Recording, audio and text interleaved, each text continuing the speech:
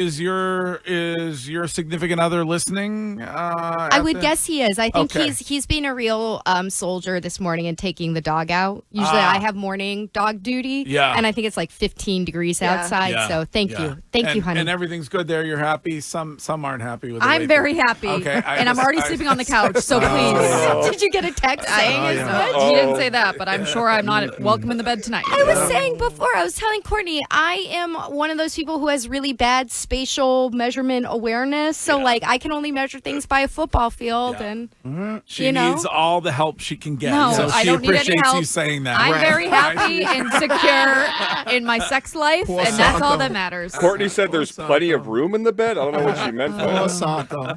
Walking around here. He's never coming to He's another like, I road was show, in the like pool, ever. Courtney. Well, it's your fault. I know it is. Fully my fault. Yeah.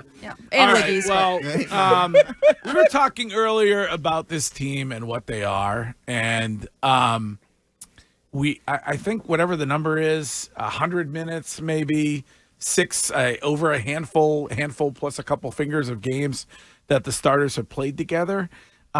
Is that an explanation for, when you look at them and go, why did they lose that game? Is it from your perspective because you're there all the time watching them? So I think that there's some of that if the lineup wasn't together. Like if you have these nights, if they had lost the first two games of this 4-game road trip against Minnesota and Houston, if they had lost one of those where they didn't have Jaylen Brown, I'd say, well, come on, guys. Like, these guys aren't even in their rotations together.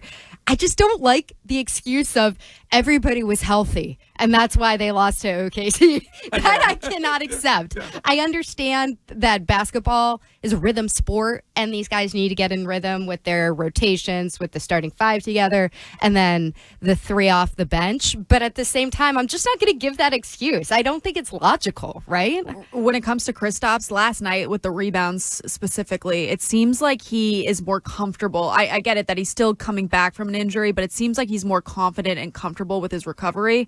I don't know if you saw that from him. He did go down at one point, and that was worrisome, but it seems like he's on the way up. Yeah, I feel like everybody's being very ginger with Kristaps Porzingis this year because he's coming back from that injury, and he only played 14 games up until last night. So I feel like it's just kind of hard to ballpark anything that's going on with him right now, and I think everybody's just hypersensitive because anytime he goes down, anytime he springs up, especially with a soft tissue injury, you're like, oh, God, there's the Kristaps that you signed. There's the Kristaps that you knew. I agree with you. I feel like he's getting back into form. And obviously when he's out there, he stretches the floor, so he improves everything that they want to do from a 3-point perspective. I think it's just, quite frankly, it's hard to watch right now and not be expecting impending doom all the time. And I get it. In the Twitch chat, somebody says, who cares? It's the regular season. Nobody cares about the, what happens in the NBA regular season. I'm with you. Who the hell cares? There's not a team that's going to beat this. Okay, but there are trends. You can identify trends. Yeah, but even with the trends, right? So look at their trend. They had a really good road trip. But their trend is when you base a team entirely on a 3-point offense and you're not hitting your threes, then that's an issue for a basketball team.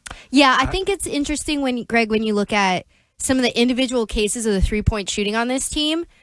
Drew Holiday, Kristaps Porzingis, Sam Hauser, Jaylen Brown, they're all pretty well under their percentage from last year. And what all those guys have in common is that they've been in and out of the lineup with various injuries. Kristaps way more than anybody. So I do think there's trends there. You can't just point at it and say, oh, look, the rest of the league figured out the 3-point shooting. I think unless the rest of the league is full of morons, they knew that the 3-point shooting was the strategy about 12 games into last season, especially since Joe Mazzulla said it after just about every other game in post-game press conferences to Gary Washburn. So I do think some of this is, yes, there are rhythms to the season.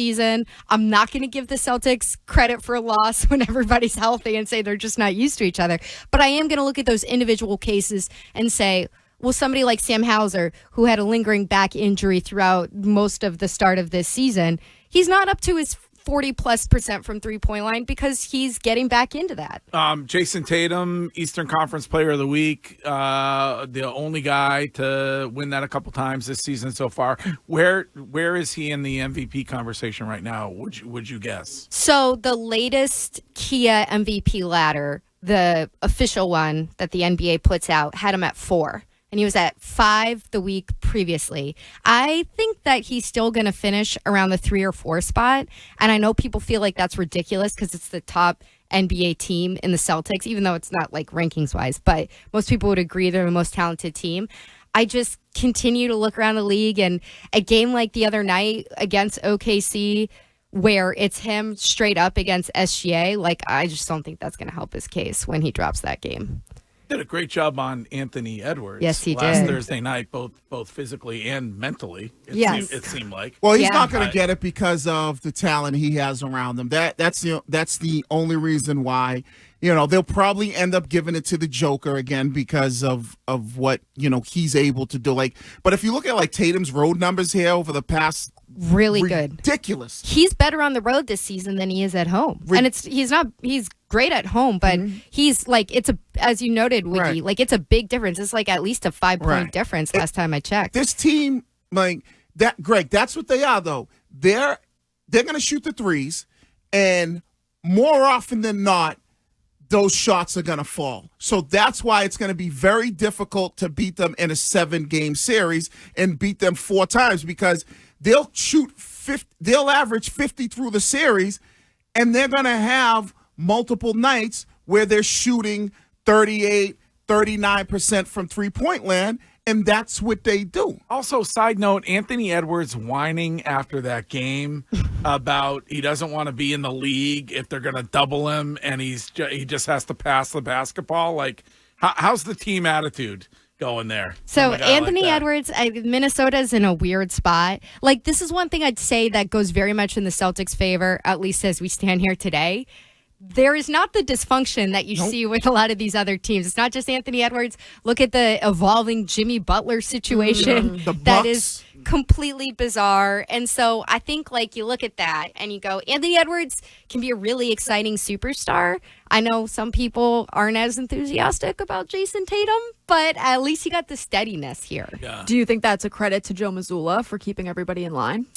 I think it's a credit to the entire organization. I think it's just kind of how they roll. They're a very professional organization. They haven't always been as steady in terms of some of the guys that have been in and out of that locker room. But who I they know are you love right Marcus now- Smart, but Okay, that's not who I was talking about, Courtney. well, I'm just Marcus is a great There were Celtic. issues. He was, but there were issues. See, I think with Courtney, I don't know. Maybe we should go back to some Nope. measurement I conversation. don't. We're all done with that. We're all done with the measurement conversation. You're bring up Marcus. He's not even here. He hasn't been here for years. Yeah, at I'm this dead. point. No, but I think with this Celtics team, the thing that really, to me, Mego, that sets them apart from everybody else is the fact that they have on any given night, they have guys like Derek White, Drew Holiday, Porzingis, who could lead the team in scoring, who can go out there and score 28, 25, 27.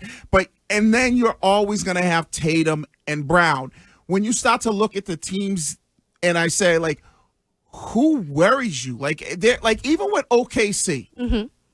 All right, you got SGA.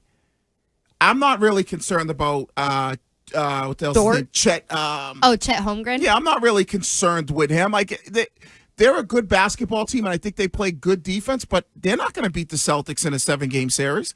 And who else is going to threaten them? We already talked about the dysfunction in some of those other places like Milwaukee, I think, has a lot of dysfunction, even though they got Giannis and Dame Lillard. So when you look at the Celtics and where they are, I don't have any concerns whatsoever. Where are, as our Celtics insider here at WEI, have you heard anything at all about the sale of the franchise? All quiet.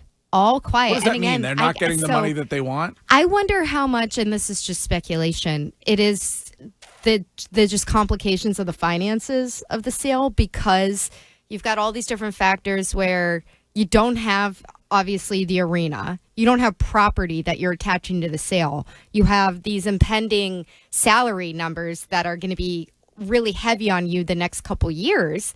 And so you're looking at it and going, how do you ensure that whoever buys this team is not going to be operating at a loss over the next couple years? From a business perspective, everybody's out there. You have the league pushing, you have owners pushing, wanting this to be upwards to $6 billion Nobody's gonna pay- sale. I don't care if I you're think- Bezos. You're not going to pay $6 billion when you don't own the building. So I think, but of course, the other owners want that. And so I have to imagine that there's also a contingency around Boston that really wants Pags to be the leadership of whatever group comes in and buys it. And so I think it's just a more complicated sale than maybe a lot of people looking from the outside thought when they announced it last summer of who wouldn't want to buy the world champs, who wouldn't want to buy the Celtics, who are one of these foundational franchises of a league. Like, it's just a lot more complicated. And they're probably, I wonder if they're torn because you said with Pags, they're probably looking at it and he's probably knowing all the issues and going, okay, I'll buy it, but at a lesser price. And where somebody who might be out there, Bezos, so somebody who's completely detached from ownership now, looks at it and goes, I'm not giving you that price until, because you made a great point, until you secure a piece of land somewhere that you can tie into this deal for me to build a new arena, wherever that is in, Massachusetts, Natick, I don't care, wherever it is, the new owner's got to say. When it comes to billions, from the outside, it might look like 6, but when you get closer to it, it's actually 4. Right. You know what I'm saying? And that's a lot. You know what I'm saying? $2 billion is massive. 7 is Dominated nuts, the world. though. Shime, delete it. Can I just save Courtney for a second? Yes. And Mego's Celtics, but sports expert on all topics. I just am reading the first. We were wondering when the Bob Hollering of Gerard Mayo would begin. Yes. The Athletic, New York Times, Chad Graff has a story that I've just started to read. A couple of interesting nuggets. One, after the Patriots had a brutal loss in the Arizona game, they flew back from Arizona to Providence's airport. And generally speaking, Wiggy, you would know, coaches sit in the front, players toward the back. Yeah. The assistant coaches stayed in front. Gerard Mayo was in the back of the plane playing cards with the players after that game. Players were miffed by that. Get out of here. Yes, that's Chad Graff. Wow. And then another one in this story is that while we all heard that Steve Belichick was offered the opportunity to remain on the staff. Brian, sorry, good. Yeah, what we weren't told was that he was asked to get a demotion, that Covington was going to be the play caller. Steve Belichick could be on the staff, but he would no longer be the defensive coordinator. Oh. Interesting. Who do you want as the next head coach here? I want Vrabel. You do? Yeah, I do. I know people are really excited about Ben Johnson and what he could bring in. Ben Johnson over everything. I know, Shime. I've seen all your posts. I know people are excited about what he could bring with Drake May, but I just don't have the appetite to go from another rookie head coach to another rookie head coach. Yeah. Are you confident? I don't think Santo wants us talking about Ben Johnson. Right. I believe it's Ben's Johnson. I guess maybe I guess I can see Shime's point just a little bit. So I would ask you, are you confident that with Vrabel, he hires the right guy on offense? Yes, I am. Okay. I am. I think Mike Vrabel got such a raw deal in Tennessee. And when you see them ousting their GM yesterday, it's just apparent the dysfunction down in that franchise. And so I look at it and I think, Vrabel, if you are the Crafts and you looked over this last season and said, ooh, this everything by committee turns out like was really hard to execute week to week and build a program over a year. You want to turn to somebody who's going to bring in and immediately install a program like Jim Harbaugh did with the Chargers. And I think out of all your candidates, Vrabel or Flores are the guys that can come in immediately and do that. Now, people out there are going to say, I don't want anything to do with Belichick. I don't want anything to do with a retread from the Patriots. I just think that's a simplification. I think that's kind of idiotic. Also, I understand that there's a lot of coaches that were assistants under Belichick and people are tired of retreads or whatever they want to call it. But why are you throwing the baby out with the bathwater? Like, it's kind of weird to me that people are like, I don't want anything from those 20 years of success. Get it out of here and move on. It was awful. Will the Crafts let him do that, though? Yes. I very much think so. Like, all this fuss about Elliot Wolf is still on right now. Elliot Wolf is still, yeah, the guy has a contract with the team. Like, they're gonna bring in a head coach and then decide what they do based on that coach's vision. But I do think that they're gonna probably be more willing to hand over the reins to somebody who comes in and says, this is how the organization across the board should run, and we're gonna run it this way. This is our vision. Mego, thank you. Anytime. Go guys. Commanders. Go Commanders. Big game. Big game, guys. Sorry, Baker Mayfield. It's time. Can they win this football game? Yes. Okay. All right. Baker Mayfield. All right. I love Baker Mayfield. I know you do. He would be More than Jaden? no, Jaden's good, but Okay. Baker Mayfield is probably fourth in MVP voting because of the season that he's having. You got to give the kid credit. He's tremendous. And I listen. Got I 9 like lives. I like Jaden as well. But when it comes to like playoffs, one guy's got a little bit more experience. And I believe Bill wanted him instead of Mac, if I remember correctly. yeah. All right. Thank you, Mego. Thanks, guys.